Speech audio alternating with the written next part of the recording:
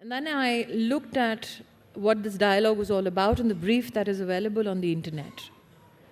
And that brief, I, as a little experiment, gave it to 5 women who are not in administration, who are hoping to be a part of decision-making and want to be policy analysts.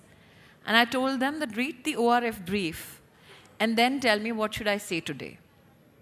The brief that is available online is about justifying why women should have an enhanced role in either administration or policy making. And every girl that I told to give me research came back with numbers exactly that I've heard on this dais today, telling me that women spend more on social issues, telling me that they focus a lot on education and healthcare, telling me that whenever money comes in, as Wendy said, they come in, the men come in, and then they become focused on infrastructure and big spending. But none of the 5 girls told me that women can become the focal point of an economy because they're competent. And I asked them a question in return. I said, have you ever had an opportunity in your entire adult life where you've seen 5 competent men sit on a platform and justify why they have a greater say in things?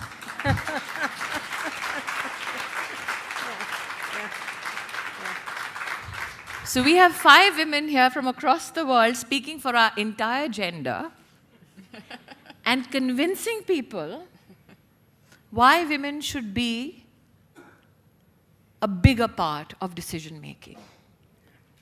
I think that is where the entire inequality stems from. The fact that we have to explain that yes, and do a comparative that I'm as competent as a man. The fact that even in your question to Wendy, you had to say, Wendy, you were a part of a decision-making that was huge data. And you hold her in awe because she could sit there and crunch that data. And I compliment Wendy that she just sidestepped that. And she said, this is about power. It is not about data crunching. It is about being in that position and saying, I'm in this position, I speak for this office. So when you speak for that office, what comes? The fact that Gabriela had to say that they had to maneuver a gender issue in G20 speaks a lot. Because the presumption is that these deviations and movements and slide tricks happen only in emerging economies, only in economies which do not look at women as the empowered lot. The fact that at G20 table, Gabriela had to sit and strategize how to put gender ahead speaks volumes. How did the government look at servicing the gender issue? If you're looking at disruptors, the fact today that in this government, the Ministry of Women and Child Welfare has a man equally positioned as a woman to serve the needs of women and children in this country, I think that is a very big administrative disruption. But I don't see that man on this stage today. I see all these gentlemen listening to us, but that gentleman who's in an administrative post serving the interests of women in our country is not here today.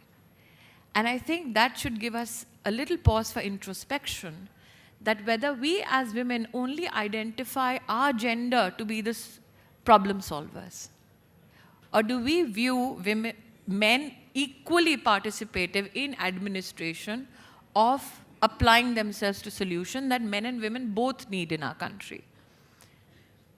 When I look back at my administrative life of 3.5 years, as an administrator, not as a woman, as an administrator, I'm proud of the fact that my Prime Minister said that when you look at the basic needs of a girl going to school, she drops out of school because she doesn't have a toilet separately to go to. So he said, what has never been done in the history of our democracy, can we do it in 1 year? Can we build a toilet for a girl child in every government school in the country, but can we do it in 1 year? We build over 400,000 toilets in 1 year. That is a record for any economy in this country, in the world. And what did we see? We saw more and more girls get enrolled. Why? Because they didn't have to go home or skip school or just walk out of school just because they were getting into a period of life where they needed that facility and they wanted to shamelessly ask about it. So I think that when you're looking at tools of empowerment, these are the small stories.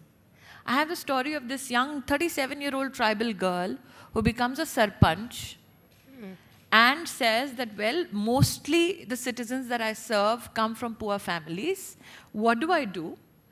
She looks at other aspects of administration and service, but she says, I will take a 30,000 rupee loan. I will go get everybody, men and women included, tools for farming, tools for horticulture, lease it to them, not take a government grant. This is somebody who's already in an administrative position, but understands that I will take that loan from a bank, give it to people, make them self-sufficient, and administratively, I'll focus on rainwater harvesting.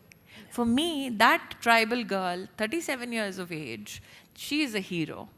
Because she knew that finances I'll take from a bank, pay them back, have my community empowered, but administratively, I'll look at, as a tribal leader, rainwater harvesting. Those are the fascinating stories. When we say that only look at education, only look at health because we are women, I think that is the greatest injustice we do to ourselves as competent women. And that is the greatest insult we can thrust upon a man, that you do not have the competence to look at education and health from a female perspective. I think they're equally empowered when given administrative posts. The only pathway we have to design now is how can that policy decision become gender neutral.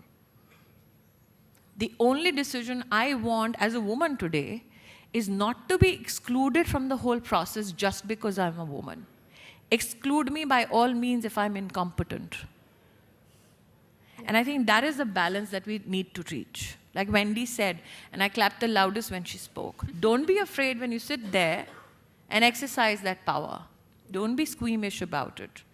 But be equally aware that if you're incompetent, you will be kicked out, and do not use your gender as a crutch.